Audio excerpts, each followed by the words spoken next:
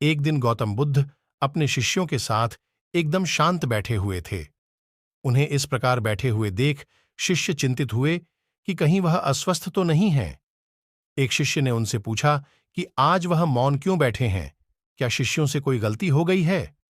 इसी बीच एक अन्य शिष्य ने पूछा कि क्या वह अस्वस्थ हैं, पर बुद्ध तभी कुछ मौन खड़ा व्यक्ति जोर से चिल्लाया, आज मुझे सभा में बैठने की अनुमति क्यों नहीं दी गई है?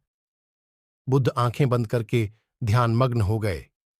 वह व्यक्ति फिर से चिल्लाया, मुझे प्रवेश की अनुमति क्यों नहीं मिली? इसी बीच एक उदार शिष्य ने उसका पक्ष लेते हुए कहा कि उसे सभा में आने की अनुमति प्रदान की जाए। बुद्ध ने आंखें खोलीं और बोले, नहीं, वह अछूत है, उसे आज्ञा नहीं दी जा सकती। यह सुनकर शिष्यों को बड़ा आश्चर्य हुआ। बुद्ध उनके मन का भाव समझ गए और बोले, हां, वह अछूत है। इस पर कई शिष्य बोले, हमारे आश्रम में जात पात का कोई भेद ही नहीं, फिर वह अछूत कैसे हो गया? तब बुद्ध ने समझाया, आज वह क्रोधित होकर आया है।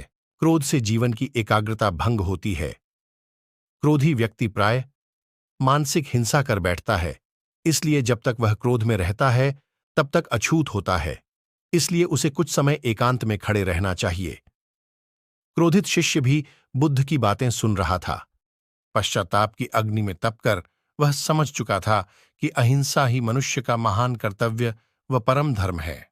वह बुद्ध के चरणों में गिर पड़ा और कभी क्रोध न करने का प्रण लिया। आशा यह है कि क्रोध के कारण व्यक्ति अनर्थ कर बैठता है और पश्चाताप उसे बाद में होता है, जिसका कोई लाभ नहीं मिलता। इसलिए हमें क्रोध नहीं करना चाहिए।